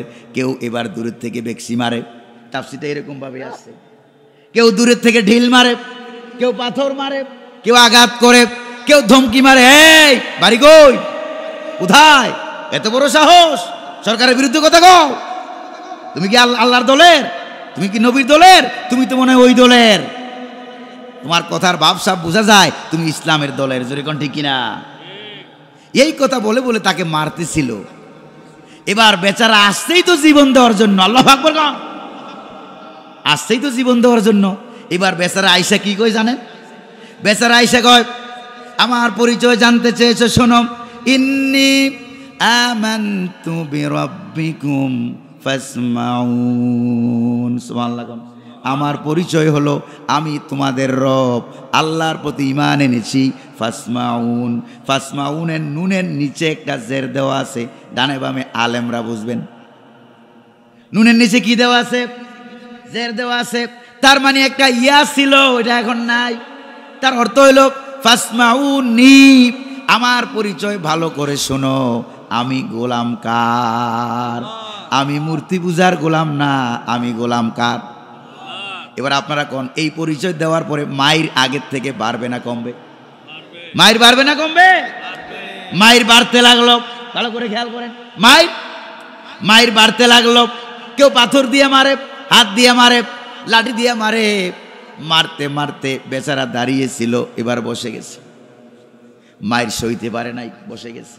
এরপরে আরো মারতেছে, বেচারা শুয়ে গেছে, উপুর হয়ে শুয়ে গেছে। ওরা মনে করছে মারা গেছে।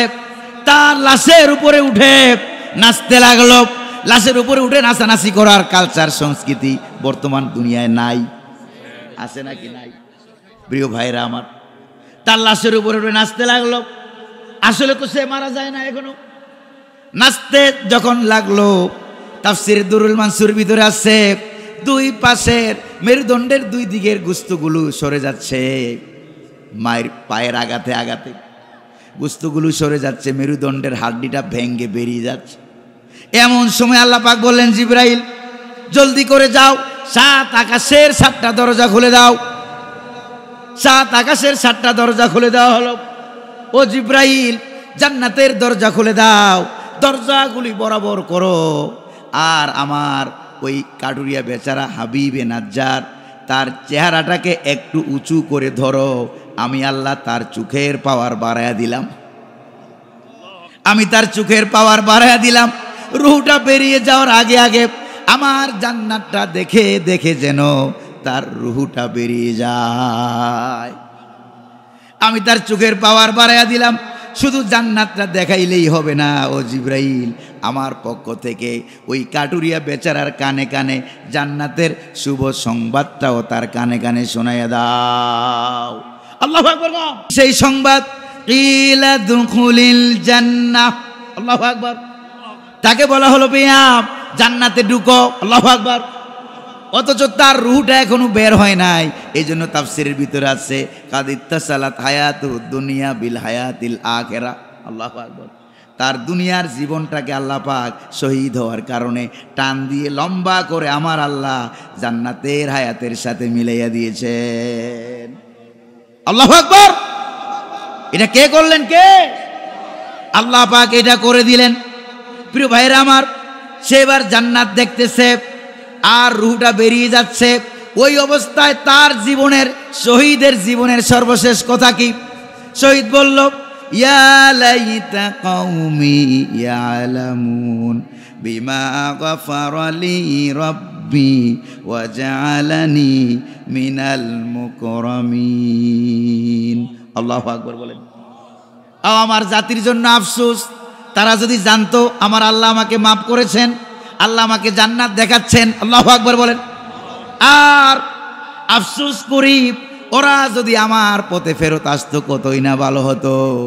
আল্লাহ আমাকে জান্নাতের সম্মানিত মেহমানদের অন্তর্ভুক্ত করেছেন। জোরে কোন সুবহানাল্লাহ। ও আমার নবাবগঞ্জের ভাইয়েরা, আপনাদের কাছ থেকে ওয়াদা নিতে চাই, মৃত্যুর আগে আগে জান্নাত দেখা মরতে চান কারা কারা? একটু হাত তুলে দেখান।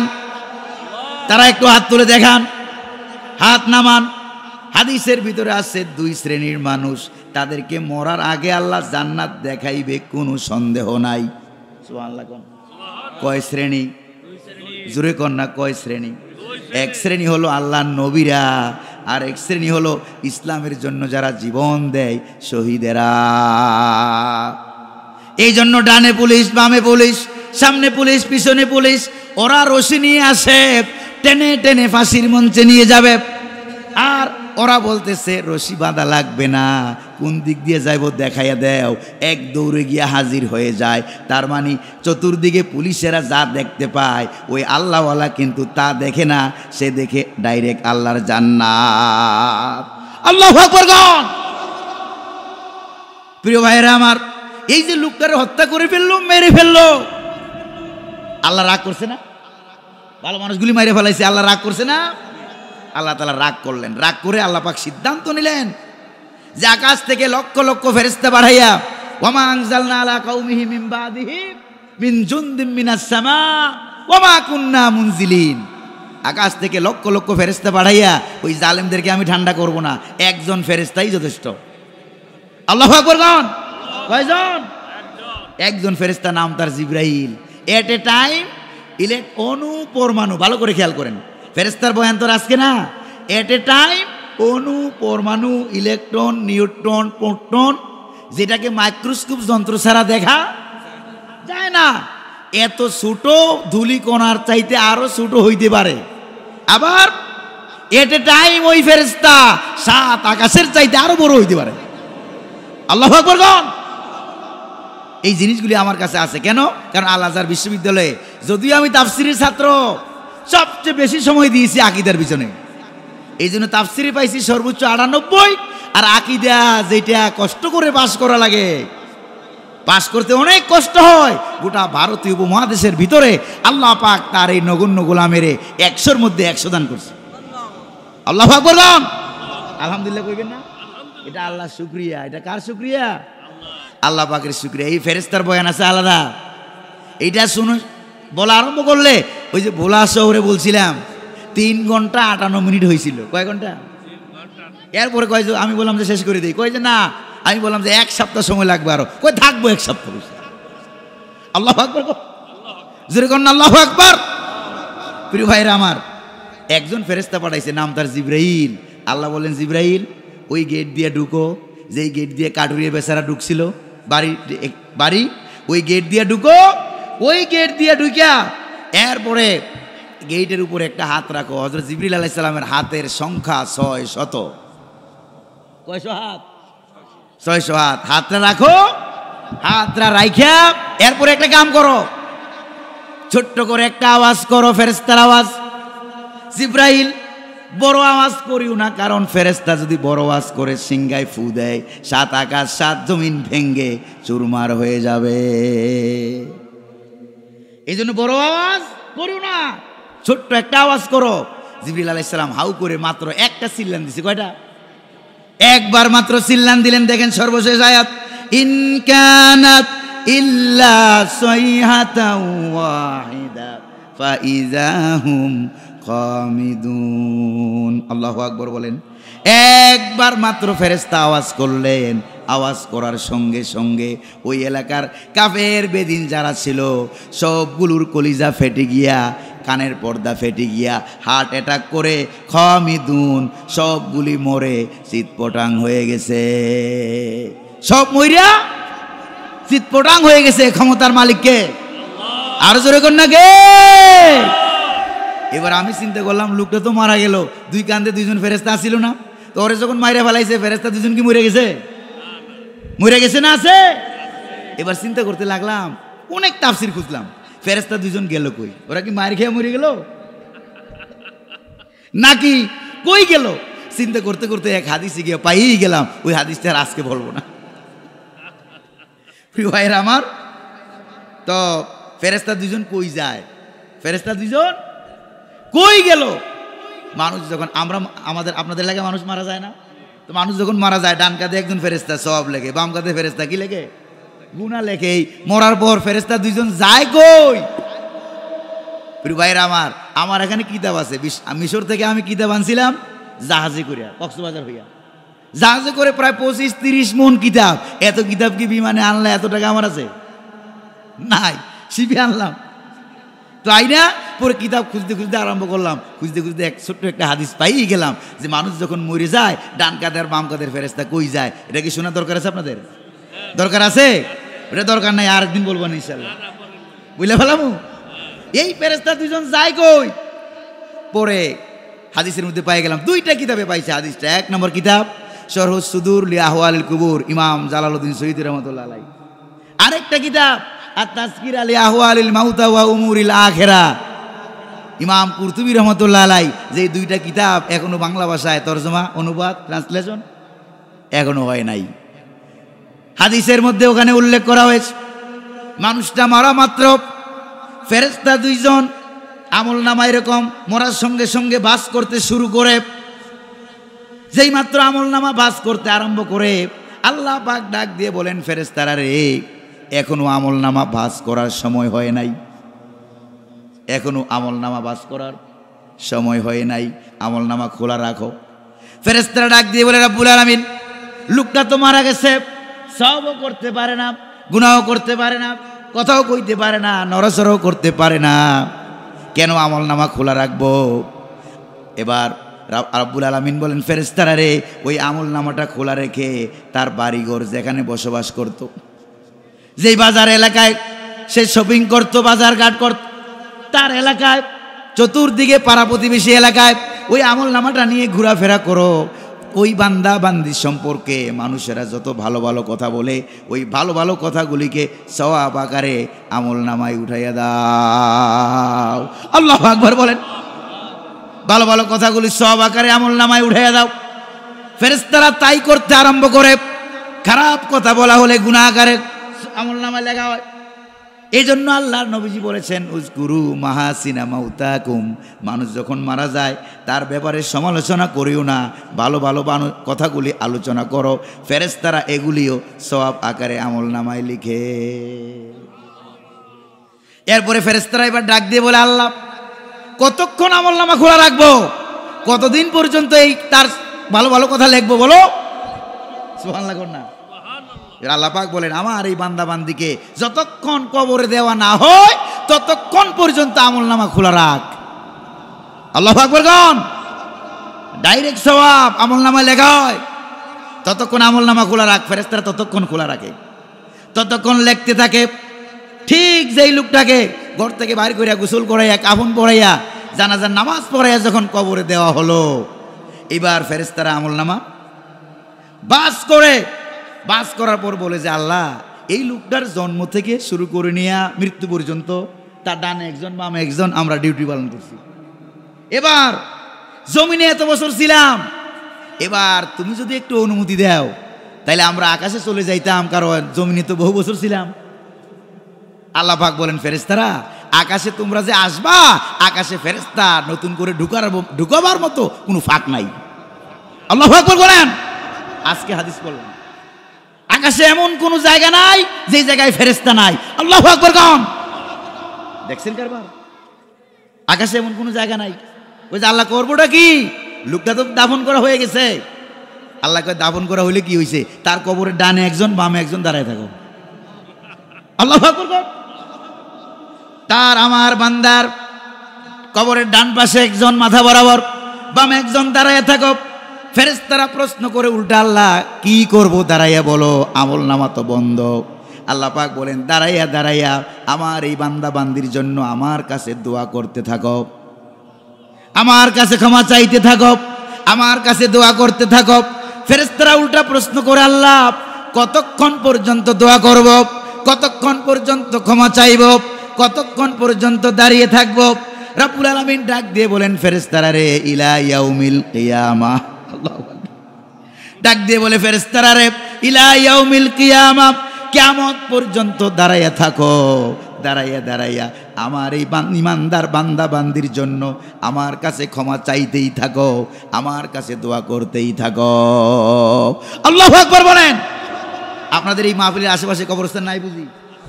কবরস্থান আছে নাকি নাই? এই তো মাহফিল কবরবাসীদের উদ্দেশ্যে, জোরে কোন ঠিক কিনা? এই জন্য সর্বশেষ কবরস্থানে হাদিসে শুনাইলাম, কবরস্থানে ফেরেশতার কোনো অভাব নাই। কবরস্থানে যাইবেন, বাংলাদেশে দেখলাম ফেসবুকে এক মৌলবী উল্টাপাল্টা ফতুয়া দেয়, কবরস্থানে জুতা নিয়ে ঢুকলে নাকি কোনো অসুবিধা নাই। জোরে কোন নাউজুবিল্লাহ, আর জোরে কোন নাউজুবিল্লাহ।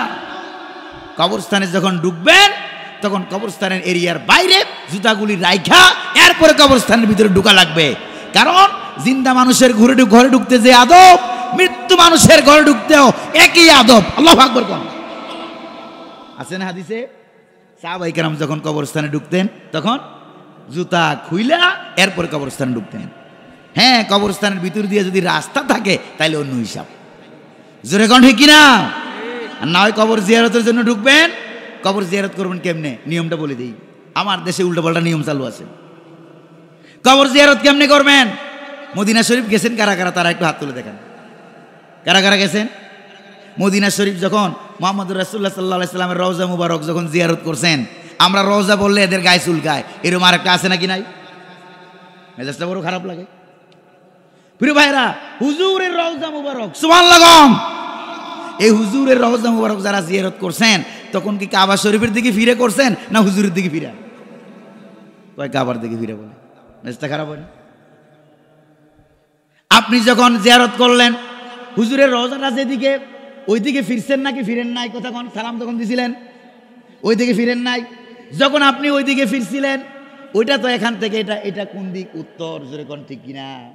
ওইটা হলো উত্তর। উত্তর দিকে আপনি ফিরছিলেন তখন কিন্তু কাবা দক্ষিণ দিকে, কাবা ছিল আপনার পিছনে বরাবর। কারণ মদিনা থেকে আমরা নামাজ পড়ি দক্ষিণ দিকে ফিরা। কারণ মদিনা থেকে কাবা শরীফ কোন দিকে? মক্কা শরীফ কোন দিকে? দক্ষিণ দিকে। জোরে কোন ঠিক না? তো আপনার পিছনে ছিল কাবা, সামনে ছিল মুহাম্মদুর রাসূলুল্লাহ সাল্লাল্লাহু। তাহলে আপনি জিয়ারত করলেন, হুজুরকে সালাম দিলেন, কি কাবার দিকে ফিরা না কবরের দিকে ফিরা? তো বাংলাদেশে আইসা এটা উল্টাইলেন কেন? কারণটা কি? বাংলাদেশে আইসা এটা উল্টাইলেন কেন? কেন উল্টাইলেন? যে আপনি কবর জিয়ারত করবেন কাবার দিকে ফিরে, কারণটা কি? কবর জিয়ারতের আদব হলো কাবা থাকবো পিছনে, মুর্দার থাকবো সামনে। আল্লাহু আকবার কোন? মদিনার নিয়ম। কিসের নিয়ম?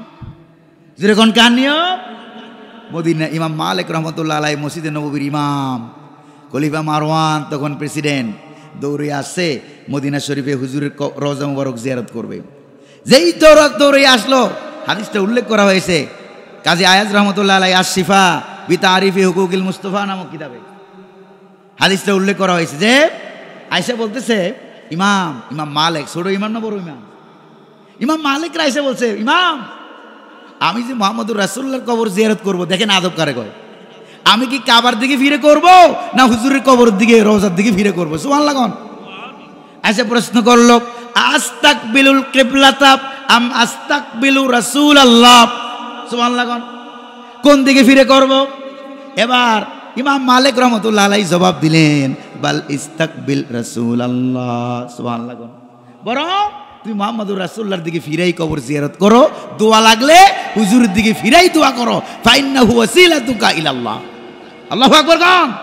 কারণ তুমি যে আল্লাহ পাইছো, আল্লাহরে চিনছো, এটার ওসিলা হচ্ছে, মাধ্যম হচ্ছে মুহাম্মদুর রাসূলুল্লাহ সাল্লাল্লাহু আলাইহি ওয়াসাল্লাম। কবর জিয়ারতের নিয়ম মনে থাকবে কিনা? মনে থাকবে? কার কার একটু হাত তোলেন। কবর জিয়ারতের নিয়ম মনে থাকবে? কার কার একটু হাত তোলেন। প্রিয় ভাইরা হাত নামান। এইবার যা ওয়াজ আজকে শুনলেন সূরা ইয়াসিন থেকে, নামাজ না পড়লে চলবে?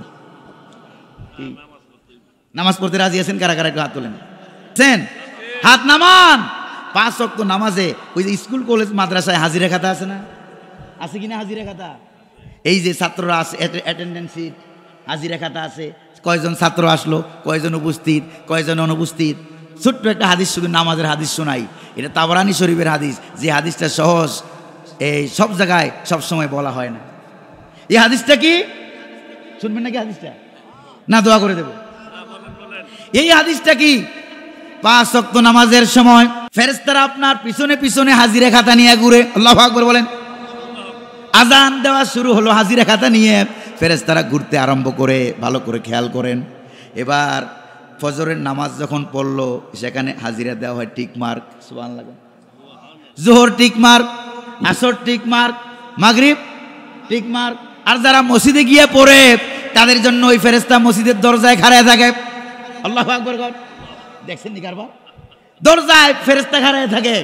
খাড়াইয়া ফজর, জোহর, আসর, মাগরিব, এশা 5 ওয়াক্ত নামাজ যখন হয়ে গেছে, এবার এশার নামাজের পর লোকটা যখন ঘুমায় যায়, তখন ওই ফেরেশতারা হাজিরা খাতাটা নিয়ে, ভালো করে খেয়াল করেন, হাজিরা খাতাটা নিয়ে ওই বান্দা বান্দির মাথার কাছে দাঁড়ায় থাকে। সুবহানাল্লাহ। আর আস্তে কোন গুণা টুনা হয়ে গেছে, দেখছেন? মাথার কাছে দাঁড়ায় থাকে। দাঁড়ায় কি কই জানেন? দাঁড়ায় বলে আল্লাহ। কি বলে? আল্লাহ তাআলা, তোমার এই বান্দা, তোমার এই বান্দি 5 ওয়াক্ত নামাজ পড়েছে, এশার নামাজ পড়ে লোকটা ঘুমাইয়া গেছে। ও আল্লাহ, তোমার কাছে আমি দোয়া করি, আজকে রাত ওই বান্দা বান্দির হায়াত সম্পর্কে তো আমার জানা নাই। আছে কোনো ফেরেশতার জানা? জানে কে? আল্লাহ তাআলা জানেন। হায়াত সম্পর্কে ফেরেশতারও জ্ঞান নাই। আমি কখন মারা যাব ফেরেশতাও জানে না। আল্লাহু আকবার বলেন। যিনি জানেন তিনি কে? এবার ওই ফেরেশতা বলে, আল্লাহ 5 ওয়াক্ত নামাজে হাজিরা নিলাম, তোমার এই বান্দা বান্দি 5 ওয়াক্ত নামাজে হাজির। সুবহানাল্লাহ। ও আল্লাহ, তোমার কাছে দোয়া করি, এই রাতের ভিতরে ওই বান্দা যদি মারা যায়, অথবা এই বান্দিটা যদি মারা যায়, ও আল্লাহ, আমার তো কোনো গুনাহ নাই, আমি মাসুম, আমি বেগুনাহ। ফেরেশতার আমল নামায় কোনো গুনাহ টুনা আছে নাকি? ও আল্লাহ, তোমার দরবারে দোয়া করি, দয়া করে মেহেরবানি করে আল্লাহ, আজকে রাতের ভিতরে যদি সেই লোকটা মারা যায়, তাহলে ওই তার নামাজগুলি কবুল করে বিনা হিসাবে তারে জান্নাত দিয়ে দিও। ফেরেশতার দোয়া। আর এই যদি 5 ওয়াক্ত নামাজে হাজিরা নাই, সব গায়েব, সব কি গায়েব, হাজিরা নাই, তখন ওই ফেরেশতা তাও দাঁড়ায় থাকে হাজিরা খাতা নিয়ে সারা রাত।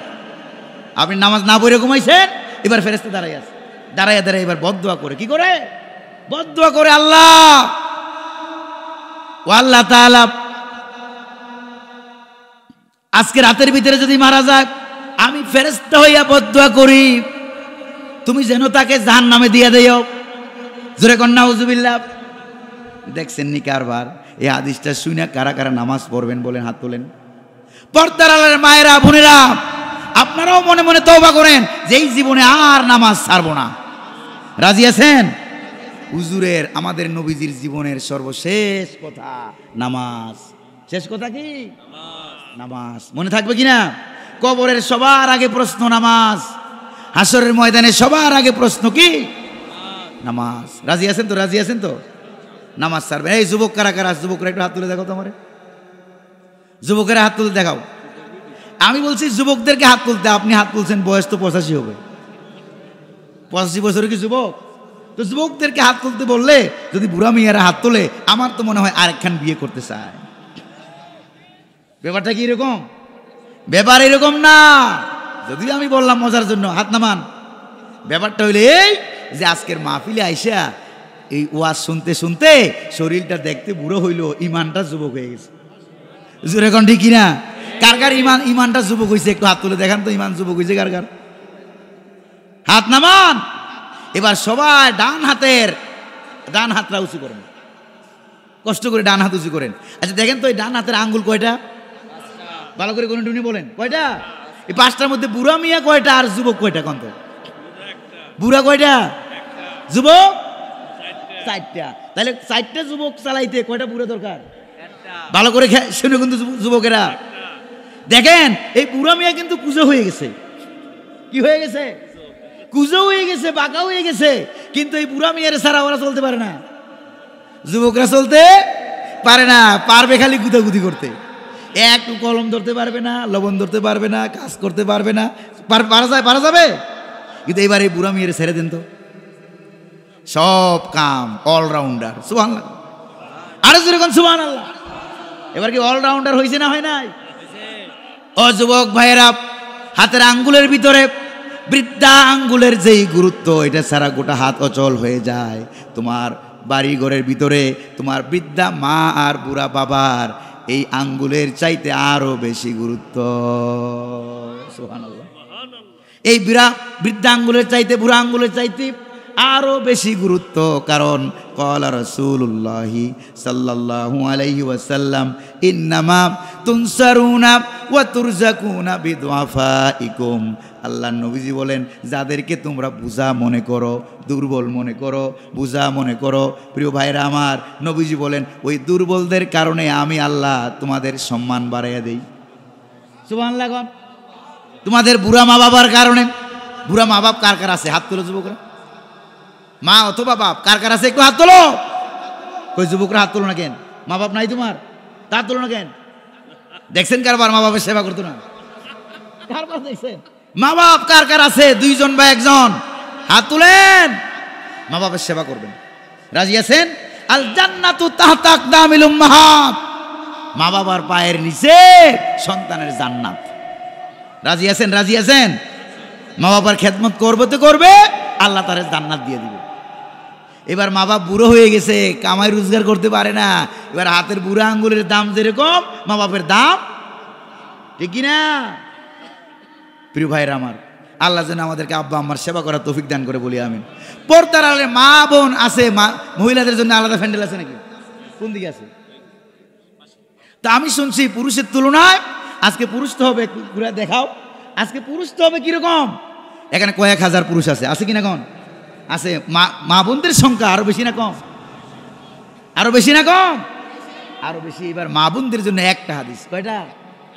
একটা হাদিস শোনায় দেই।